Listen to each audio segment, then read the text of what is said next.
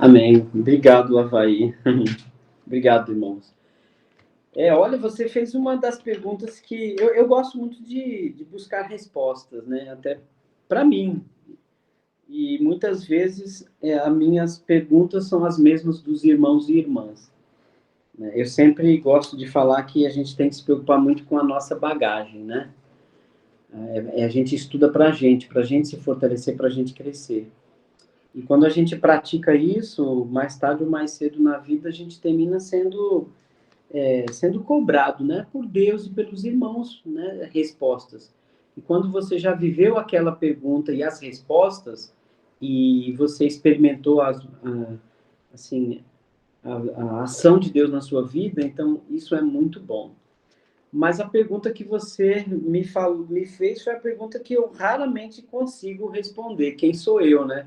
Falar alguma coisa de mim é muito difícil, né? Só se for na brincadeira, como outro dia nas nossas aulas. Eu tenho 57 anos, a minha mãe é nossa irmã, Maria Ivânia, meu pai já é falecido, né? Ele faleceu aqui perto da gente. Meu pai não era cristão até onde eu sei, né? Ele não é cristão, não, ele faleceu sem decidir a vida dele com Cristo, até onde eu sei, né? Depois que a pessoa parte, sempre é com Deus. E eu sou casado com a Shirley, eu tenho 2 filhos, Natan de 25 e o Levi de 15. Eu moro na cidade de Sapucaí, apesar de ser paulistano, né? Eu sou da capital de São Paulo, da Zona Leste, mas já morei em muitas cidades, né? Como missionário no Nordeste, Rio de Janeiro, Nova Iguaçu, enfim.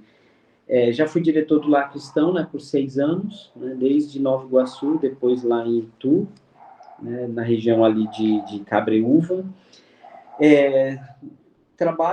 Trabalhei com missões dos 19 anos até os 40 anos aproximadamente, né? 40 anos. E há 10 anos que eu tenho lutado pelo meu próprio sustento, né? Para pregar o evangelho através do meu próprio sustento. Frequentei várias congregações da Igreja de Cristo, Penha, Garanhuns, né? Penha com a Laura Leite há muitos anos. E sou cristão desde 1986, né? Não gosto muito de fazer conta não, sabe, irmão? Não gosto muito de fazer conta não.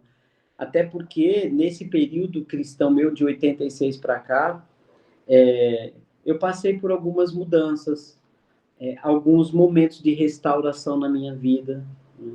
Se hoje eu estou aqui apoiado aí pelo irmão Avaí, que é irmão amigo, né, que sempre esteve comigo, mesmo em situações difíceis, mas se eu estou falando com vocês hoje, é porque Cristo já me restaurou algumas vezes na vida.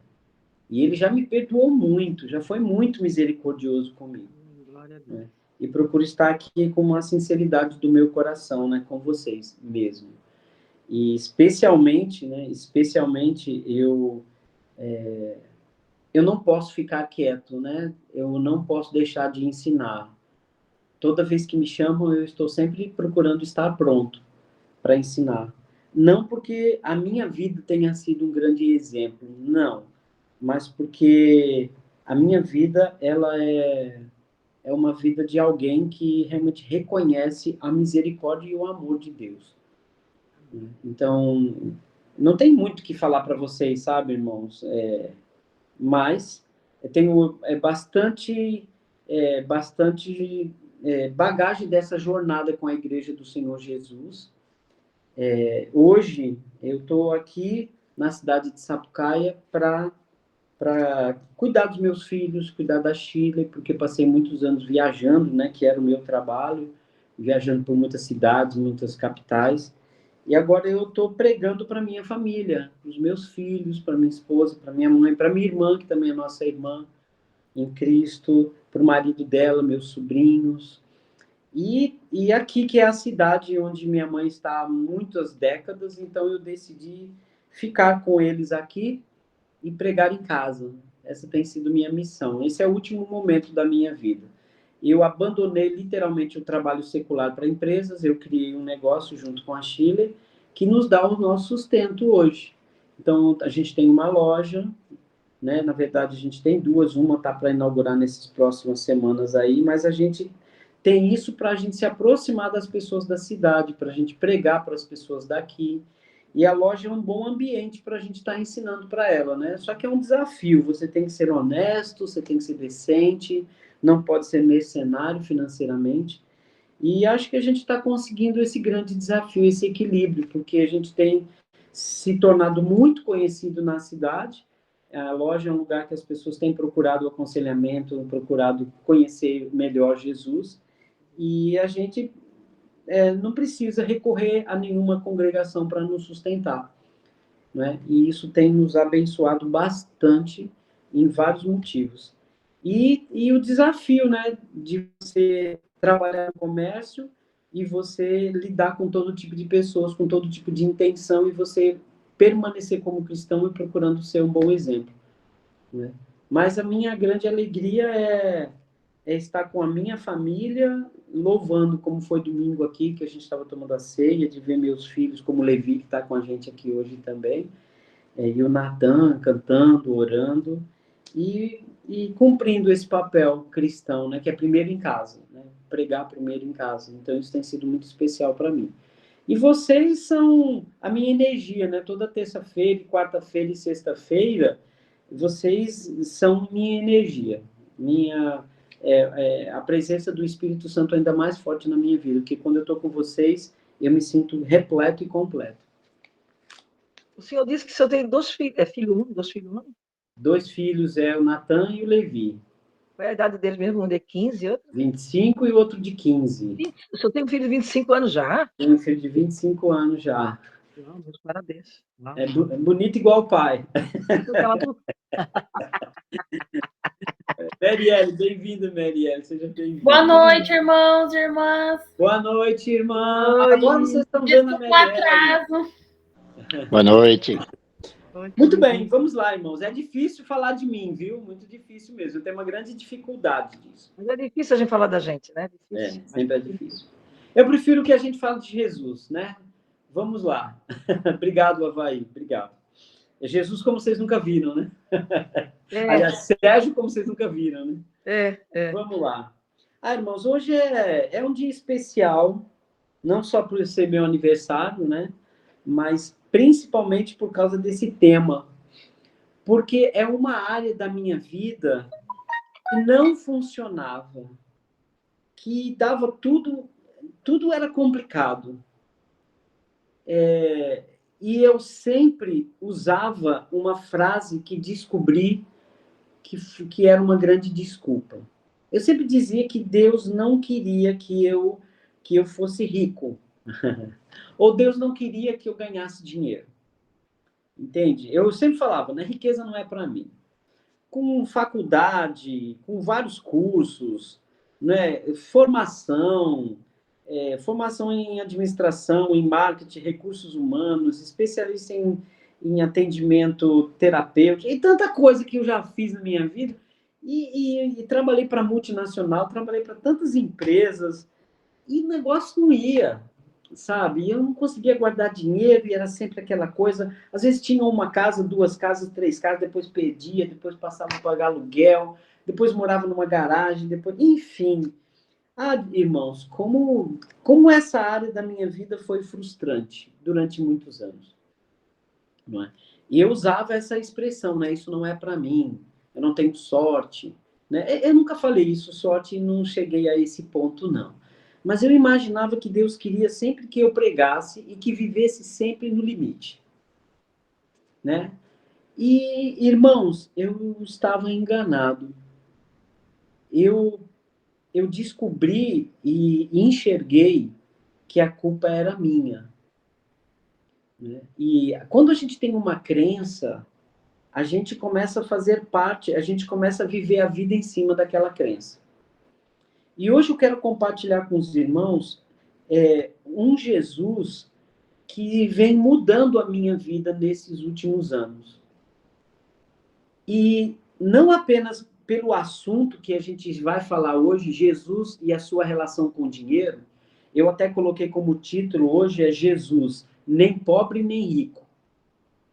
Porque olhar para Jesus como eu olhei há alguns anos, e isso está me mudando minha vida financeira, me faz muito olhar para a igreja do Senhor Jesus.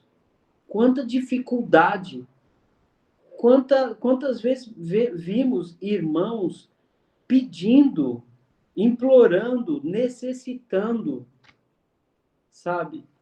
Quantas vezes a gente vê a igreja com prédios caindo aos pedaços? Quantas vezes a gente não consegue ofertar direito? As ofertas são mínimas, não é? E isso é uma realidade. Quantos obreiros sem sustento? E isso aconteceu comigo, não é? Eu já recebi vários convites, inclusive até de denominações. E na igreja do Senhor Jesus, sempre com tanta dificuldade, né? Quando me tornei missionário bem jovem, eu fui morar, né? Eu fui morar na casa de um irmão em Garanhuns, Sérgio Murilo e Patrícia. E eles me tratavam como se eu fosse da família deles. E eu morei alguns anos com eles, solteiro, ainda muito jovem. E eu lembro o carinho que o Sérgio Murilo e Patrícia tinham comigo, e o filhinho deles, o Kevin, né? E olha, eu fui muito abençoado por muitas pessoas. Eu lembro de Bené e Nancy, de Maceió, Doeres, que encontrou com o Senhor há alguns meses, esposa de Esdras. Quantos irmãos alugavam casa depois para mim e me ajudavam no meu sustento, mas eu sempre vi a dificuldade, sabe, irmãos, de sustento. E eu, particularmente, tinha dificuldades financeiras, até porque não cresci muito perto dos meus pais. Minha avó, quem cuidou de mim, não é uma parte da minha vida, ou pelo menos a parte mais importante.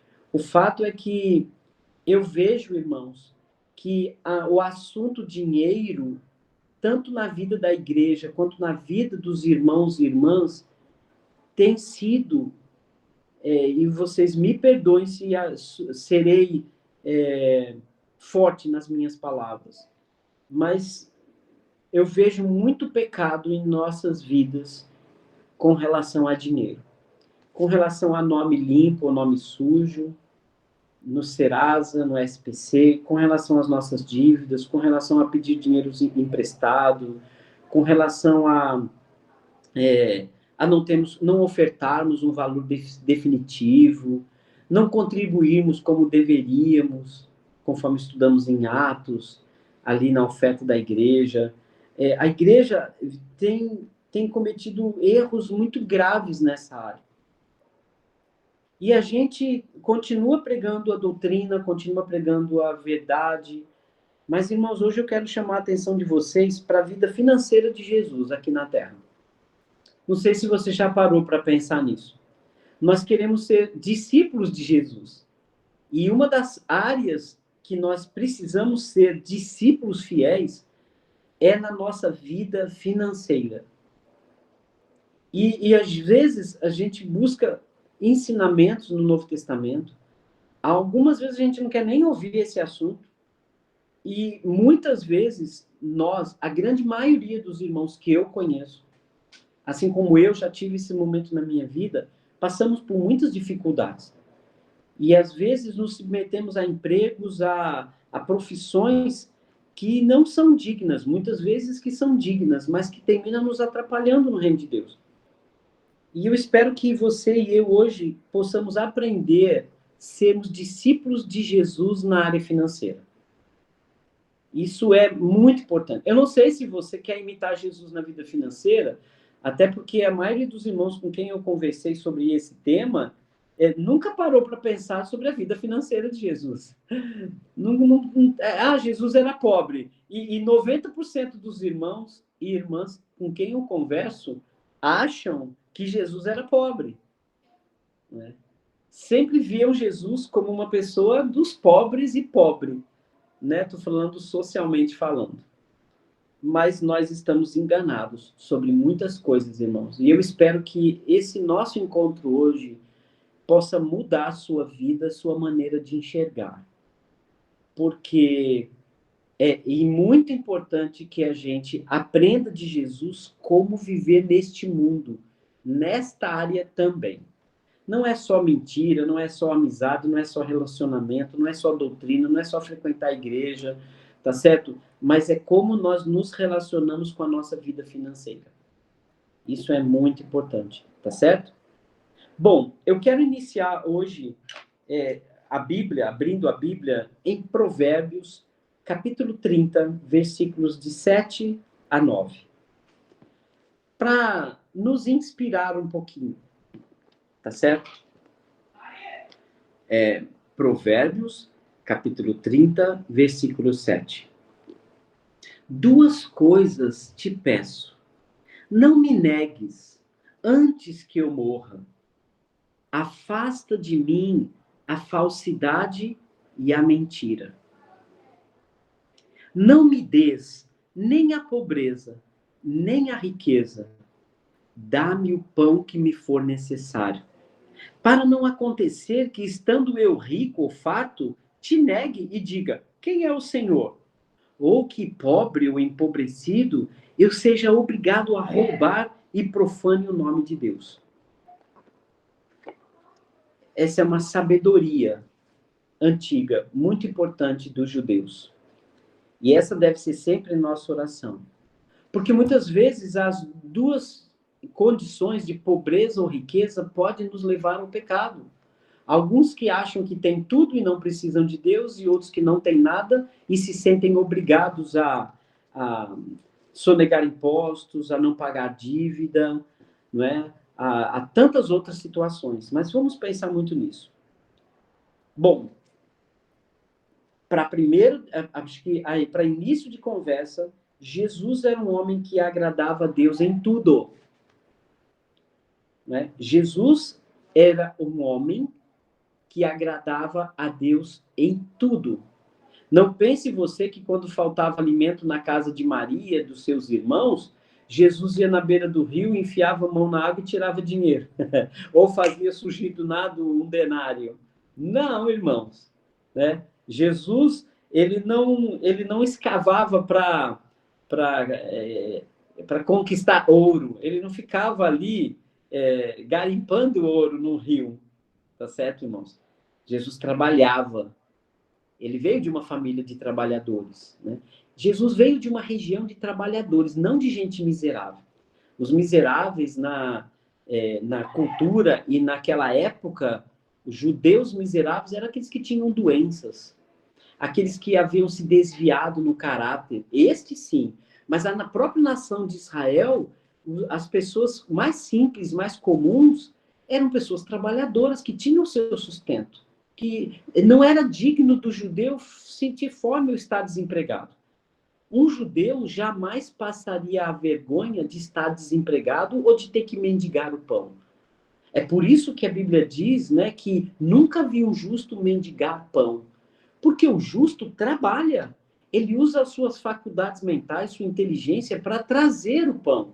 Ele não tem vergonha de trabalhar de porta em porta. Ele não tem vergonha de se submeter a um trabalho sujo, né, no sentido de limpeza, tá certo? De ambiente. Ele não tem vergonha dessas coisas, porque ele trabalha, ele é um trabalhador. E Jesus veio deste meio. Poderia não fazer parte da elite judaica de poderosos, riquíssimos, inclusive líderes judeus, mas Jesus não fazia parte destes que não trabalhavam, dos que eram preguiçosos, ou dos que permitiam que alguma doença os impedisse de trabalhar. Não é verdade? Jesus fazia parte de uma cultura em que as pessoas mais simples, elas trabalhavam dignamente. E judeus, era vergonhoso para um judeu não ter o próprio sustento. Né? Porque os judeus tinham duas coisas em mente muito importantes. A primeira era se sustentar com o necessário, e a segunda, ter com que ofertar. Essa era a preocupação do judeu. Se sustentar razoavelmente e ter com que ofertar. Isso fazia parte da vida deles. Os pais dos judeus treinavam seus filhos a terem duas profissões. Uma profissão de inteligência intelectual e uma profissão manual. Eles tinham que saber fazer alguma coisa manual, mas também tinham que aprender contabilidade, leitura, direito e outras profissões intelectuais. Porque se houvesse uma crise, né, na sua nação, que eles não podiam exercer sua profissão intelectual, médico, dentista, advogado, engenheiro, se eles não pudessem fazer isso, eles iam trabalhar fazendo casas, fazendo móveis, né, tecendo roupas, né, fazendo vinho.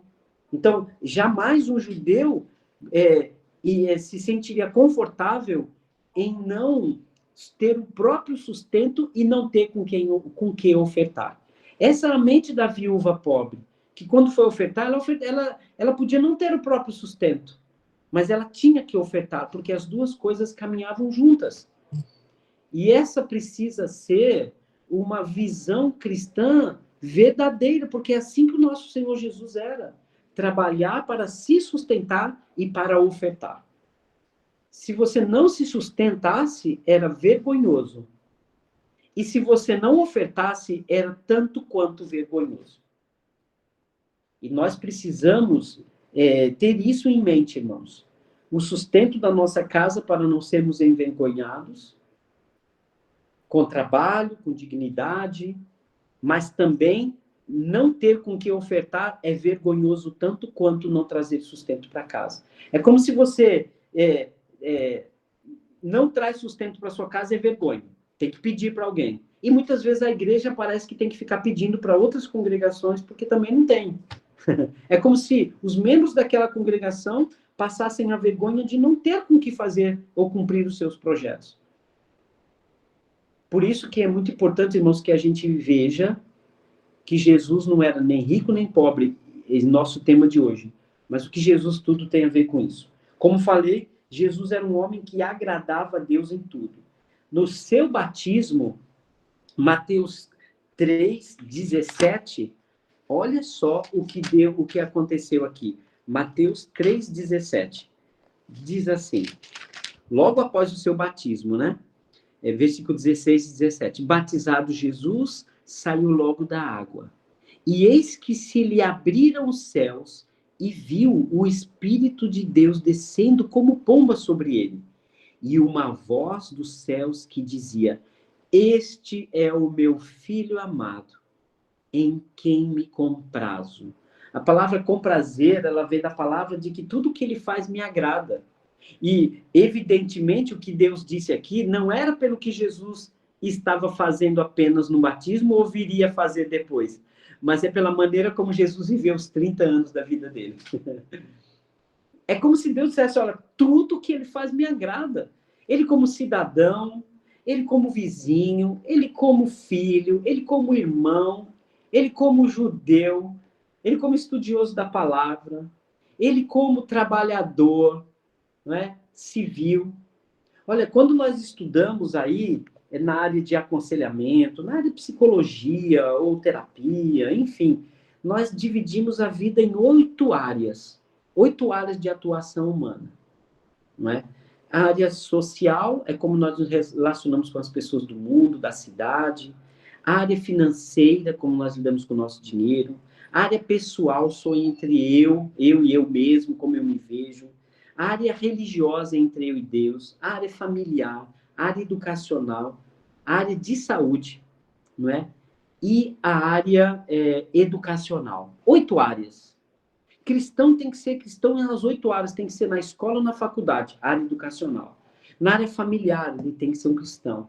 No relacionamento com Deus, também. Em todas as áreas. E uma destas áreas, e uma das tão fortes e tão importantes em que há tanto descontrole é a área financeira.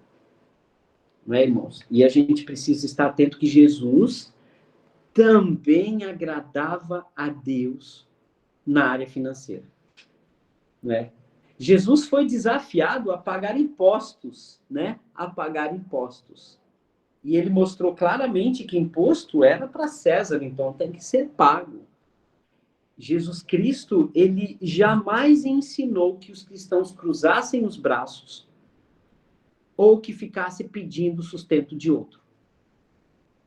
né? Jesus não ensinou isso. Nosso Senhor agradava a Deus em tudo e na sua vida financeira também.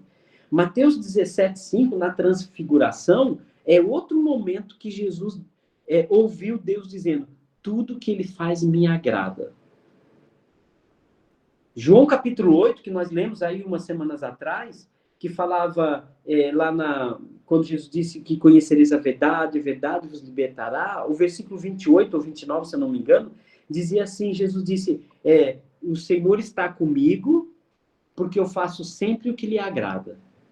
Então, irmãos, hoje vamos trabalhar, a partir de hoje, para que nós sejamos discípulos de Jesus na nossa vida financeira. Seguir Jesus na vida financeira que ele tinha. Tá certo? Então, vamos lá. Jesus nem rico nem pobre. Mateus 13:55, Marcos 6:3, mostram que Jesus era filho de um carpinteiro. E depois, Marcos 6:3 diz que Jesus era carpinteiro também. Aprendeu a profissão do pai. Tá certo? Além disto, Jesus ele tinha toda a leitura da lei judaica, ele sabia ler e escrever perfeitamente no hebraico, no aramaico e também no grego. Não é? Olha que interessante, né? No mundo sem internet, sem faculdade, sem um monte de coisa, Jesus ele tinha a obrigação, como todo cidadão, de estar falando pelo menos as línguas que eles estavam ali. O grego, que era o inglês da época, o hebraico, o aramaico, que era a língua dos judeus, e com certeza algumas outras variações das línguas naquela época. Não é? Era muito importante que a gente saiba disso. Quando a Bíblia diz que Jesus e José eram carpinteiros, não quer dizer que eles trabalhavam apenas com madeira. A palavra no grego que aparece para essas duas palavras, né, que é o tecton, significava construtor.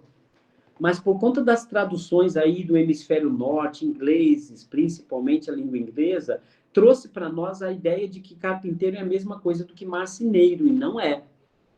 A profissão de Jesus era uma profissão altamente rentável naquela época, era um construtor. Na Palestina não tinha tanta madeira, mas tinham pedras também. Então Jesus ele tanto fabricava casas ou objetos de casas como portas e outras partes da casa, tanto de madeira quanto também de pedra. Jesus era um trabalhador que tinha uma renda muito razoável para a época. Naquela época não existia muito classe alta, baixa e média, né? Não era classe média. Porque para o judeu, o digno tinha que ser de todos. Era vergonhoso demais, como já falei há pouco. Então, Jesus, ele era um construtor. Até porque a palavra carpintaria, ou carpinteiro, né? O carpenter, no inglês, significa construtor, e não marceneiro, tá bom? É muito importante a gente saiba. Então, Jesus, ele já fazia parte de um grupo de trabalhadores de rendas altas, né? De rendas bem razoáveis. Então, é muito provável, não só pela cultura judaica, pela realidade cultural dos judeus e também da realidade da região, é que Jesus não era uma pessoa pobre. A Bíblia também não fala se Jesus era rico, mas é pouco provável que Jesus fosse rico. Então, por que, Sérgio, você está falando que Jesus não era nem rico e nem pobre? Esse será o nosso assunto de hoje. Jesus, como judeu, sempre trabalhavam para a prosperidade. A palavra prosperidade era uma palavra que os judeus gostavam demais. E Jesus usava o tempo todo, na sua linguagem, como nas suas parábolas, a importância de você prosperar. E prosperar como? Esperando cair do céu ou você trabalhando para aquilo, se especializando, se qualificando? Lembra da parábola dos talentos que aquele senhor que Jesus contou, né, deu 10 moedas para um, deu 5 para outro e 1 para outro? Não é? O que ele esperava, aquele senhor? Que as pessoas prosperassem, pegassem o que tinham do seu senhor e multiplicassem. Né? Jesus ali, ele pode estar falando, sim, dos dons e talentos que nós temos, mas também pode estar falando do dinheiro que nós temos, que seja pouco, mas que seja multiplicado. Nós precisamos entender isso. Mas sempre, né? Como foi que Jesus falou com aquele servo que enterrou a moeda? Ele disse servo mau. Servo mau. Ele foi preguiçoso. Tá certo? E algo que o Senhor Jesus jamais foi, era preguiçoso ou um desempregado. E olha que os tempos que eles viviam era dificílimo de tudo em comparação que nós temos hoje. Não é? E é para todos, irmãos. O trabalho é para todos. Eu cresci ouvindo isso da minha mãe. Eu cresci ouvindo isso da minha avó. Meu pai, infelizmente, separado da minha mãe, quase não tivemos muito contato por muitos anos. Depois o Senhor trouxe ele para perto da gente, né? Onde ele veio a falecer e ficou perto de mim e da minha irmã. Mas, assim, eu me lembro muito bem minha mãe sempre falando algo muito importante. O trabalho é dignidade. Cresci ouvindo Fagner na casa da minha família, né? Aquele cantor nordestino, né? Que dizia assim, e sem o seu trabalho, o homem não tem honra, e sem a sua honra, se morre, se mata, não dá para ser feliz, não dá para ser feliz. A gente já ouvia isso na casa da minha avó lá em Pernambuco também, né? Que dizia, tem que trabalhar. Era orgulhoso para o meu avô e minha avó no Nordeste, pais da minha mãe, com 11 filhos, dizer que todos os filhos eram trabalhadores e homens dignos, e mulheres dignas. Não é verdade? Não era um filho sempre dependente do pai e preguiçoso. Jamais isso. Jesus não ensinou isso para ninguém. Jesus ensinou que a força do trabalho é digna para todo mundo. Não é? Mateus 25, 23 diz o seguinte. Mateus 25, 23.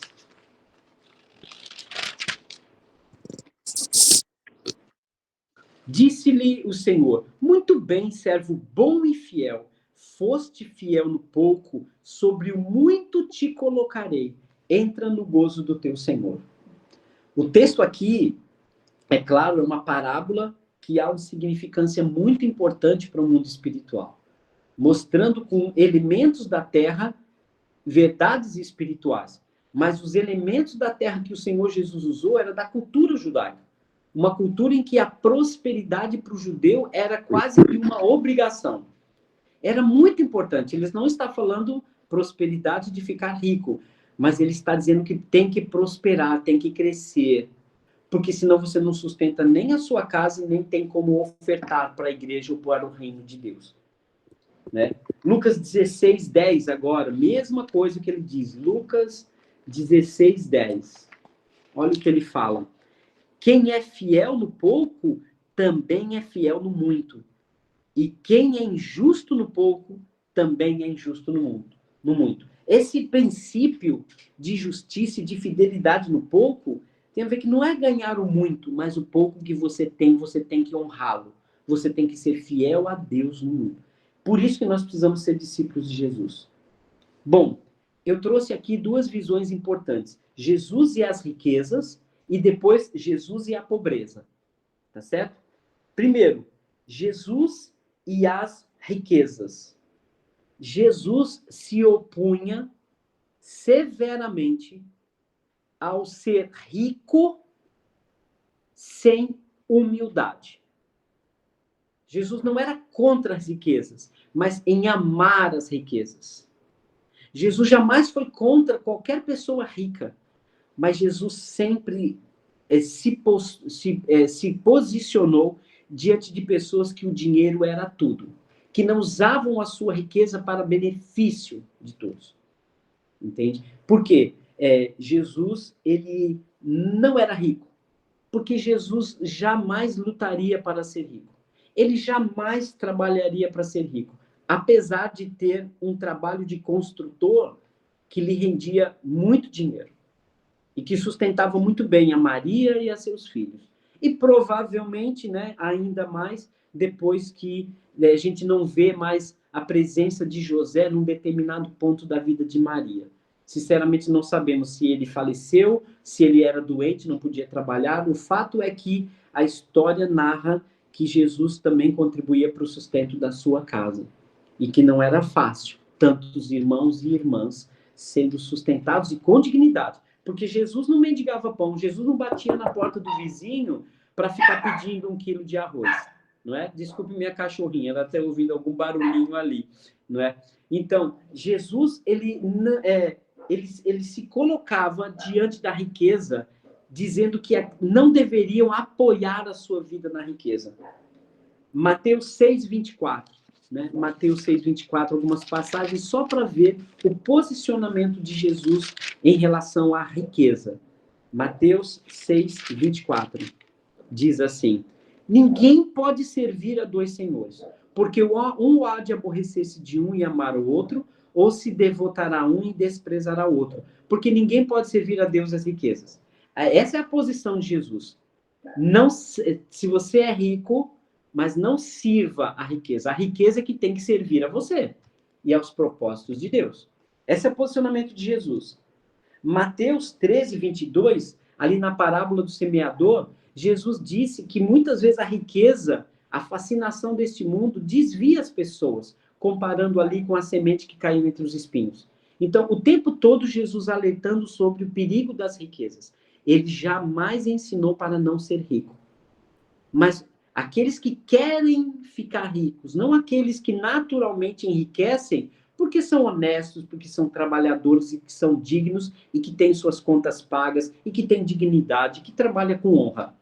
Porque isso é prosperidade. Conheço irmãos e irmãs que ganham muito bem. Conheço irmãos ricos, mas não são ricos porque queriam ficar ricos. Porque o trabalho deles deu certo, porque eles se empenharam. Mas se você chegar para eles e falar qualquer coisa, se eles tivessem que escolher, fala, não, a minha riqueza é para me servir e servir a igreja, não para mais nada. E quantos de nós já fomos sustentados nas nossas congregações por irmãos ricos, de outros países, inclusive, não é? Mas o posicionamento de Jesus era sempre muito firme. Mateus 10:23, Jesus dá um alerta tão grande para um rapaz. Mateus 10:23. Diz assim, naquela história do jovem rico, né? Desculpa, é Marcos 10:23. Mateus, Marcos 10:23. Diz o seguinte. 10:23. Então, Jesus olhou ao redor e disse aos seus discípulos: quão dificilmente entrarão no reino de Deus os que têm riquezas. Não, dentro do contexto, é Jesus dizendo aqueles que escolhem a riqueza quando a riqueza lhe atrapalha, que era o caso daquele jovem rico que tinha um problema muito sério com seu irmão. Ele não conseguia viver por causa da riqueza. Ele não conseguia nem aprender a ser justo diante da riqueza. E aí, para este, Jesus disse, como foi difícil para esse jovem, não é, herdar o reino de Deus. Como foi difícil para ele. Tiago, capítulo 5, versículo de 1-6, alerta os irmãos cristãos que estavam permitindo que as riquezas os dominassem. Tiago, capítulo 5, versículos de 1-6, diz o seguinte, isso aqui é para a igreja, tá? Uma carta para a igreja do Senhor e para os irmãos ricos. Atendei agora, ricos, Tiago 5:1. Chorai, lamentando por causa das vossas desventuras, não é? Que vos sobrevirão. Por quê? Porque eles passariam por momentos difíceis de perseguição e eles teriam uma coisa a mais a ter que abrir mão, que eram as suas riquezas. Depois ele diz, as vossas riquezas estão corruptas. Olha onde a riqueza entrou e o que ela foi capaz de fazer. E as vossas roupagens comidas de traça, e o vosso ouro e a vossa prata foram gastos de ferrugens. E a sua ferrugem há de ser por testemunho contra vós mesmos, e que há de devorar com fogo as vossas carnes. Tesouros acumulastes nos últimos dias, né? Eis que o trabalho dos trabalhadores que ceifaram os vossos campos, ele está falando que eles eram injustos até com quem trabalhava para eles. É Jesus não se opondo a ser rico, mas é Jesus se opondo a dar à riqueza um valor maior do que a vida cristã e maior do que Deus. Jesus, ele daria valor à riqueza mais do que a ser humano? Não. Por isso que nós somos discípulos de Jesus em não usarmos as nossas riquezas para o mal. Os nossos irmãos que são ricos e são discípulos de Jesus, eles preferem sempre Jesus, não a riqueza. Eles não servem a riqueza, mas eles administram muito bem as suas riquezas, para não lhes faltar e ainda assim para contribuir. Né? Deu para entender? Esse é Jesus e as riquezas. 1 Timóteo 6,10 é um princípio muito importante, que a raiz de todos os males é o amor ao dinheiro. 1 Timóteo 6,10. Porque a raiz de todos os males é o apego ao dinheiro. É quando o dinheiro te impede de fazer o que é certo, de ser justo. Quando você faz a escolha para servir ao dinheiro. Essa era a relação de Jesus com o dinheiro. Então, se Jesus ensinava isso tudo, evidentemente que Jesus não errava no dinheiro que ele tinha. Chegou um momento da vida que Jesus abriu mão da sua profissão, que lhe rendia muito dinheiro, que era construtor, tecton, né? Carpinteiro, não de marceneiro, mas de carpinteiro, de construtor. Ele chegou um momento da vida dele que ele não ia trabalhar mais para sustentar ninguém, mas Jesus, então, a partir daquele momento, viveria apenas de pregar o evangelho, e assim como seus discípulos deveriam viver apenas do evangelho, por causa da sua missão. Mas até que Jesus foi batizado, ele vivia como um trabalhador digno. Não se tornou rico, porque não era o seu alvo número 1 da sua vida.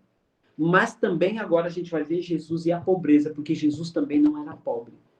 Por todos aqueles motivos que nós falamos no início de Judeus. Provérbios 13:18, só para a gente refletir um pouquinho. Provérbios 13:18. É sabedoria de Jesus também.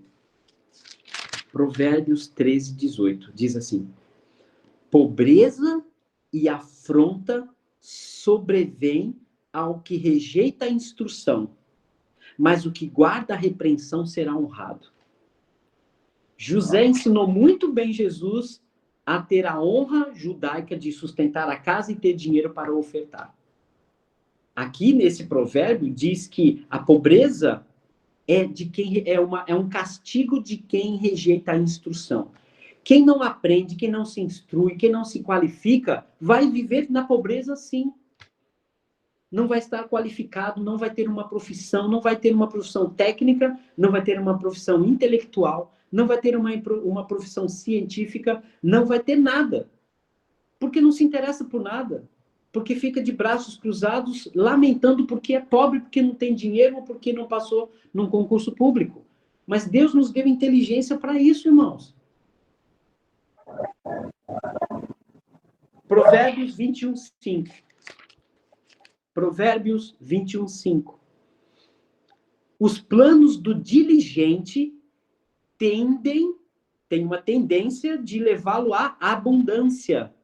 Mas a pressa excessiva, o fazer de qualquer jeito, leva aquela pessoa à pobreza. É por isso que o cristão tem que se qualificar sim. Tem cursos pela internet, tem curso no Senai, tem curso no Sebrae, tem tudo que é curso no mundo. As pessoas precisam se qualificar para ter mais chance de um emprego digno. Tem que aprender empreendedorismo para montar o próprio negócio. Eu conheci um homem no Rio de Janeiro, pessoalmente, chamado Davi Camelot. Não sei se vocês já ouviram falar. Tem palestras dele por aí. Ele era um homem que passava por muita dificuldade na rua. A esposa grávida morando na rua. E um dia alguém alertou ele, disse que ele era nada mais do que um vagabundo e um preguiçoso. Porque uma criatura de Deus, que ele estava falando de Deus, Deus te abençoe, uma criatura de Deus jamais vai mendigar pão. Ele disse que aquilo bateu tão forte no coração dele que ele pegou dinheiro emprestado com vigia, R$10, comprou house e saiu vendendo house. Depois, com o dinheiro, ele pagou os 10 do vigia, com os outros 10 ele continuou comprando house. E ele ainda disse que brincava porque era bem humorado, né? Ele falava assim, olha, eu não sei cantar, eu não sei falar, a única coisa que eu sei é latir. Então, vocês me ajudam e comprem a bala para eu sustentar eu e minha esposa. House, house, house, house. E ele saía nos trens, nas ruas de São Paulo. Esse homem é milionário hoje. Uma palestra dele custa, aqui uma empresa que eu trabalhei, pagou aí 15 mil reais uma palestra dele. E ele começou a montar uma barraquinha, a primeira barraca de camelô dele, ele dividiu a barraca assim em setores. Um setor era engordite, o outro setor era diet, o outro setor era para crianças pequenas. Então, ele criou na própria barraca dele. Ele usava um orelhão que ficava atrás do camelô para delivery. As pessoas ligavam, ele pegava a barraca, botava uma faixinha na barraca, volta logo, ele ia correndo entregar bala, doce, o que fosse. Né? Ele atendia as pessoas no carro, na avenida, dizendo, olha, na minha barraca tem o delivery. Entende? Então, esse homem foi até para o exterior. E ele dá nas palestras dele um exemplo dizendo que o justo não mendigará pão. Esse é o tema das palestras dele. E isso é vergonha para muitos de nós, irmãos, e a gente precisa crescer com isso. Lucas, capítulo 21, versículo 4, Jesus dá o exemplo, né, de uma mulher viúva e pobre, né? E pobre porque ela não era sustentada, porque ela era viúva, mas ela tinha uma moeda e esta moeda ela ofertou. Aquilo que a gente falou de honra. Né? Relacionamento de Jesus com os pobres. Vou deixar o Edivaldo falar, depois a gente continua aí para falar sobre a igreja da Macedônia. Fala, irmão. Não, só lembrando aí que a frase aí do vendedor de house, ela vem da Bíblia, né? Davi já tinha falado isso, né? Fui novo e hoje sou velho, jamais vi o justo mendigar o pão. Talvez ele tenha tirado da Bíblia. Sim, irmão, exatamente isso. Porque disseram para ele, foi um evangélico que disse isso para ele na rua. E ele pegou aquilo como uma grande verdade. Porque, em outras palavras, aquele homem que falou para ele disse que ele não era justo. Você está mendigando pão por não ser justo. Então, não faça isso com a sua vida, né? Irmão Zé Augusto. Ô, glórias, deveras que estudo maravilhosíssimo e creio que é de um assunto muito complexo. Seria tão bom se nós pudéssemos estudarmos cada vez mais esse mesmo assunto da questão de riqueza e pobreza. Ora, eu também me atenho muito a isso, acho uma coisa incrível do fundamento da minha pessoa, como você falou antes, e o que a gente é o que a gente pensa. E realmente eu creio que há muitas coisas envolvidas até que se haja um desenvolvimento ao nível do que você falou, o que seria ideal, todo o povo de Deus rico, trabalhador, bem desenvolvido em todas as áreas. E principalmentíssimo espiritual. Oh, como seria bom. Mas, infelizmente, não é assim. Eu creio que a gente precisa se ater a não desfazendo de nada do que você fez, só mantendo o raciocínio no próprio estudo. No equilíbrio das coisas, de como seria o ideal e como realmente ela é. Ah, como eu gostaria de ser o melhor pregador. Ser bonito, ser o R.R. Soares. Outros pregadores aí, eu falei o nome, mas nem devia, né? Outros pregadores assim que a gente começa a imaginar quando a gente começa a estudar a Bíblia. Seria o ideal, mas há uma complexidade de circunstâncias em nossa própria pessoa, ao redor de nós e no mundo, em que devemos ter um equilíbrio para consigo próprio e para com o nosso próximo. É tão maravilhoso da forma que você está nos passando, Sérgio. A gente nem terminou ainda, né? E... A gente ainda tem umas coisas aqui para passar ainda. Mas eu gosto certo, de ser simples, sabe, irmão? Eu acho que a gente precisa ser como Jesus. Mas a gente quer ser como Jesus em santidade, a gente quer ser como Jesus na eloquência, mas precisamos ser como Jesus foi, um cidadão honesto, trabalhador, que não mendigava pão. Não era nem rico e nem admitia na sua vida a pobreza. Entende, irmão Zé Augusto? Mas você tem razão. Deixa eu terminar essa parte aqui, depois o irmão pode até concluir, porque eu sei que você e outros irmãos vão concluir, e eu estou já no finalzinho aqui. Vou pedir uma passagem bíblica, tá? Sem querer te interromper, mas já interrompendo, irmão. Mas a gente está entre irmãos, aqui fica tudo fácil. Mas daqui a pouquinho eu vou liberar para todo mundo já fazer seus comentários, tá bom? 2 Tessalonicenses 3. Olha a carta que o apóstolo Paulo escreveu aqui para os irmãos da cidade de Tessalônica. 2 Tessalonicenses 3, versículos de 6 até 16. Prestem bem atenção. Nós vos ordenamos, irmãos, em nome de nosso Senhor Jesus Cristo, olha a força que Jesus coloca quando ele coloca em nome do nosso Senhor Jesus Cristo, né? Ele diz, que vos aparteis de todo irmão que ande desordenadamente. Vocês vão ver o que quer dizer este desordenadamente. É desregulado financeiramente. Sabe? Irmãos que ficam pedindo dinheiro emprestado com um celular, um iPhone 14 na mão.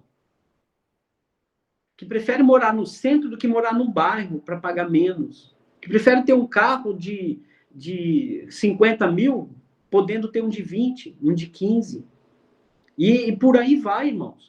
Mas é aquilo que eu falei desde o início, não é só para me sustentar, mas eu tenho uma obrigação de sustentar o reino de Deus na terra. É com o nosso dinheiro. Isso é sério, irmãos. Então, vou continuar aqui. Que vos aparteis de todo irmão ou irmã, quem quer que seja, que ande desordenadamente, e não segundo a tradição que receberam de nós. Quer dizer, tradição é no sentido, vocês viram a gente fazendo isso? Ou então, vocês não viram a gente fazendo isso? Pois vós mesmos estáis cientes do modo porque vos convém imitar a nós, visto que nunca nos portamos desordenadamente entre vocês. Isso aqui é Paulo falando, dizendo para os irmãos da cidade de Tessalônica que Paulo mesmo preferia receber o próprio sustento, trabalhar com as próprias mãos, do que ficar recebendo favor ou dinheiro da igreja, que depois ficava falando mal dele. Versículo 8. Nem jamais comemos pão à custa de outros.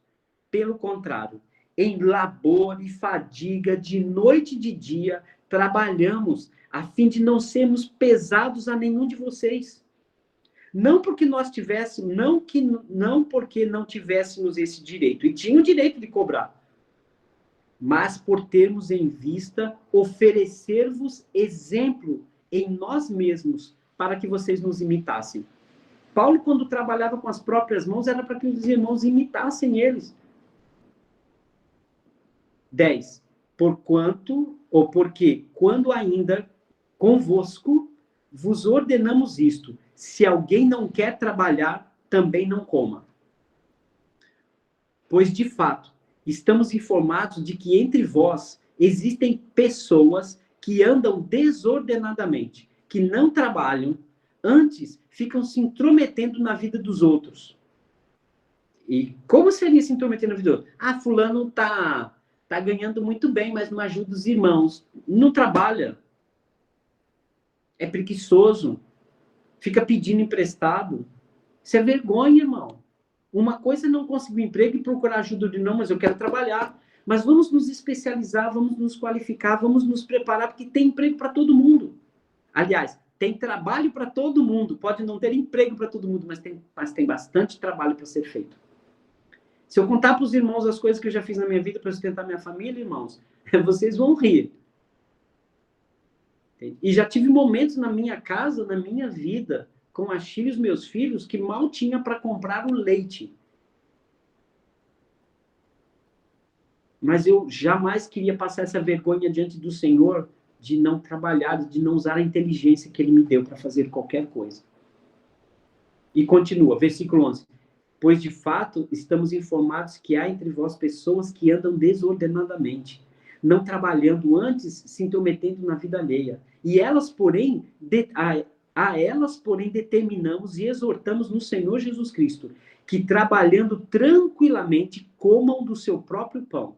E vós, irmãos, não vos canseis de fazer o bem. Ou seja, se alguém realmente precisa, é esforçado, mas não consegue, ajude. Ele não diz para não ajudar, ele diz para quem não quer trabalhar, quem é preguiçoso, quem fica levando vantagem sobre outros irmãos. Caso alguém não preste obediência à nossa palavra, dada por epístola, notai-o, nem vos associeis com ele, para que fique envergonhado. Todavia, não considere essa pessoa como inimiga, mas advirta ela que ela tem que trabalhar como irmão. Advertir ela como irmão. Ora, o Senhor da paz, Ele mesmo vos dê continuamente a paz em todas as circunstâncias, inclusive no dinheiro que ele está falando. O Senhor seja com todos vós.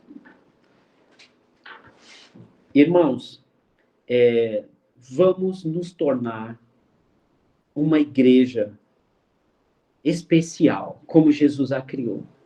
Vamos ser irmãos especiais. Existem cursos de qualificação, de preparação profissional. Você tem inteligência, você tem pernas ou não. Lembro muito bem do irmão Walter Kreidel, que um dia estava no Rio de Janeiro, um homem de 2,5 metros, tá certo, que tinha um defeito numa perna e andava mancando muito, e toda a história dele que um dia eu conto para os irmãos. Estava num restaurante ali no Rio de Janeiro comendo e de repente chegou um mendigo, todo bonzinho da vida, pedindo dinheiro para ele. Ele olhou para o mendigo, fez assim, ó, apontou o dedo e apontou para a própria perna dele. O mendigo entendeu tudo. Não é um defeito físico, ou uma deficiência, ou uma debilidade que vai te impedir de ganhar dinheiro de uma forma ou de outra. Um tetraplégico se tornou um dos maiores físicos do mundo. E tantos exemplos. Tem um homem chamado Tony Melendez, que ele não tinha braços e tocava violão com os pés, e tinha uma empresa com o irmão. Olha, não vou ficar comparando nada nem ninguém, irmão. Eu só quero dizer o seguinte: Jesus Cristo, a quem seguimos e somos discípulos, foi um trabalhador honrado. Cumpria seus pagamentos, pagava suas dívidas, trabalhava para sustentar a ele, a sua mãe, seus irmãos e irmãs, para se vestir, para comer. Jesus Cristo andava dignamente, com justiça, e ainda sobrava-lhe para ofertar no templo. Que o Senhor nos abençoe e que a gente não sinta coceira nos ouvidos por falarmos ou por ouvirmos isso tudo, irmãos. Mas que não há desculpa. Deus nos abençoe e nos guarde por sua maravilhosa palavra, tá certo? E ainda fica aí a palavra, né? Quem não é fiel no pouco, jamais Deus o colocará no muito.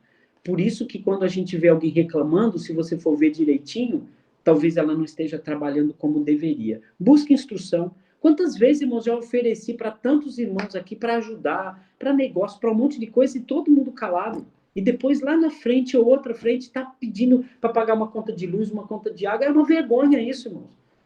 Entende? E pior que os irmãos que sabem administrar bem a sua vida financeira, que são esforçados e trabalhadores, eles são vistos como ricos e alvo de tantos irmãos que ficam mendigando para eles. Se eu fizer uma lista aqui eu ultrapassa a quantidade de 15, 20 irmãos que olham para minha cara como se eu fosse rico e ficam pedindo dinheiro emprestado. Não empresto dinheiro, se eu tiver, eu dou. E vou dar de uma maneira que não vai ficar sabendo que foi o que dei. Mas não precisa disso, irmãos. É muito sério. Isso é muito sério. Porque nós temos poucos pregadores porque não tem sustento. Nós temos congregações que podiam estar oferecendo muito mais para a pregação do evangelho. Mas que a gente possa crescer com isso. Que o Senhor perdoe-nos, sabe, por não enxergar esse Jesus desse jeito.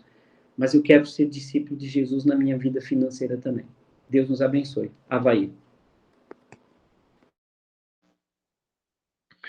Obrigado, irmão. Se alguém tiver algum comentário, alguma pergunta, desculpa aí a garganta, fique à vontade, só levantar a mão. Zé Augusto. Para ser breve, eu vou terminar o comentário que eu fiz. De novo, repetir, é maravilhosíssima essa aula que Sérgio nos trouxe. Tudo isso e muito mais. Precisávamos mesmo aprender cada vez mais e passar para outros. E por que, então, é pertinente aprendermos? Né? Porque é pertinente essa aula, porque é preciso aprendermos e outros ainda precisam aprender. Então, também, em mesmo momento, temos que ter a compreensão desse desenvolvimento, né? O que eu penso como ele, glória a Deus. Eu nunca jamais peguei R$ 10 emprestado. Também nunca fiquei doente, só fiquei doente agora. Eu nunca fiquei desempregado. E eu tive pai e mãe, eu tive instrução, tive educação. Eu não virei doutor por soberba e disse, não, eu sei demais. Eu tenho uma facilidade de aprender gigantesca. Português, matemática, geografia, infinita. Porque Deus nos deu essa mente que é um computador infinito. E eu percebi isso com 12, 13 anos. O professor de economia, inclusive, me disse quem precisa mais dinheiro, pobre ou rico. Quem é mais necessitado, disse os dois. Nas necessidades humanas são infinitas. É o céu. O limite é o céu. Então, Mas, no entanto, eu não quis chegar até lá. Por causa, principalmente, aqui eu termino, da instrução que eu tive do desenvolvimento do mundo, em que meus pais eram pobres, a cultura na qual eu desenvolvi era de pobreza, e de que era suficiente ser pobre, honesto, ter fé em Deus. E desde menino, então, que mesmo eu sabendo, até hoje, glória a Deus, estou caminhando, espero em Deus, inteirar 30 anos na igreja, eu tento me libertar disso. E ter dinheiro, e ser rico, e ter principalmente a consciência e a instrução de como usar essa riqueza dentro da igreja. E esse é o maior desafio, é ter o amor para ajudar as pessoas no mundo sendo rico. E aí, até hoje, não me libertei. Então, não é fácil dizer, eu vou ser rico, eu vou ser santo, eu não vou pecar, eu vou ser o maior pregador. Eu conheço a Bíblia, glória a Deus, de capa a capa, cada detalhe de palavra. Cada detalhe, li várias vezes desde menino. Mas você sabe, então, usar essa sabedoria do que eu já li. Então, é a gente ter o equilíbrio de nós mesmos e de todos com quanto estamos convivendo no mundo. Glória a Deus, era isso que eu queria falar. Edivaldo? Me perdoe aí, para basear isso, a Bíblia diz lá que cada um tem uma medida de fé, aceite os fracos na fé, cada um tem um desenvolvimento, né? Então a Bíblia diz lá, e aí nos remete àquele forte que nós somos, compreender os fracos. Glória a Deus.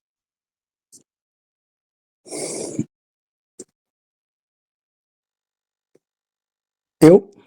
Edivaldo? Então, assim, Jesus, quando na casa de Maria, Maria derramou aquele perfume caríssimo nela e foi criticado por Judas, Jesus falou que nós sempre teríamos os pobres conosco, né? Então, pobre sempre vai existir também, né? O problema é que hoje está existindo miserável, uma classe bem abaixo de pobres. Quando Jesus nasceu, foi ofertado para ele riquezas. E ali tinha um propósito da parte de Deus que Jesus iria precisar, José iria precisar. Embora Sérgio tenha colocado muito bem aí que a profissão de José era uma profissão que lhe rendia muito bem na época, um bom dinheiro, mas houve momentos que eu acredito, a Bíblia não fala, que ele teve que parar, né, de trabalhar para poder. Foi para o Egito, e aí a gente não sabe se a família foi toda junta, se foi só ele, Maria e Jesus, e aí ele precisou, talvez até vender bens ou usar o dinheiro que ele tinha, né, nessa obra do Senhor. E Jesus também foi sustentado, né, por pessoas ricas, os apóstolos também, né, foram sustentados por pessoas ricas na igreja.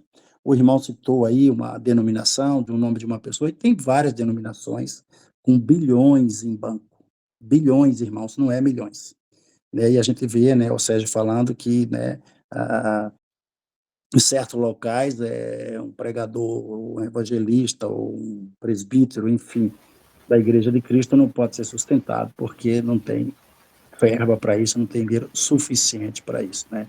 Isso realmente é de doer no coração, mas eu acredito que talvez não seja negligência dos irmãos. Eu acredito que muitos irmãos na Igreja de Cristo, às vezes, passa também já dificuldade até para sustentar a sua família, talvez como o Sérgio colocou, né, por não ter tido a oportunidade de se capacitar, de ter tido um emprego melhor, coisa do tipo. Nós sabemos as dificuldades nesse nosso país para formar um filho, como é difícil, né?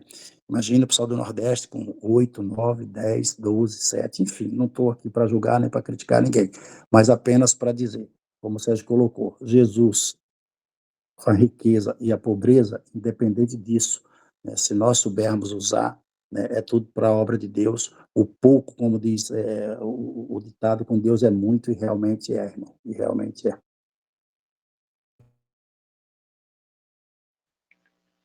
Obrigado, Glória a Edivaldo. Deus. A minha mãe teve 23 filhos. Muito bem. Mais algum comentário? Alguma pergunta, irmãos? Alguma dúvida? Não desligue a telinha se tiver com dúvida. Se teve algo que não compreendeu, teve algo que não entendeu, querendo perguntar, fica à vontade, caso contrário, no particular também, tá bom?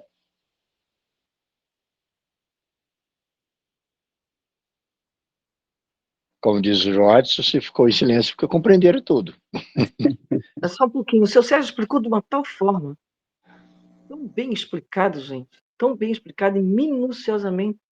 Meus parabéns, seu Sérgio. Minuciosamente, ele foi passo a passo. Eu acho maravilhoso. Muito obrigada, seu Sérgio. Obrigado, irmã, por estar aqui com a gente, viu? E por compreender o passo a passo. Passo a passo. Nossa.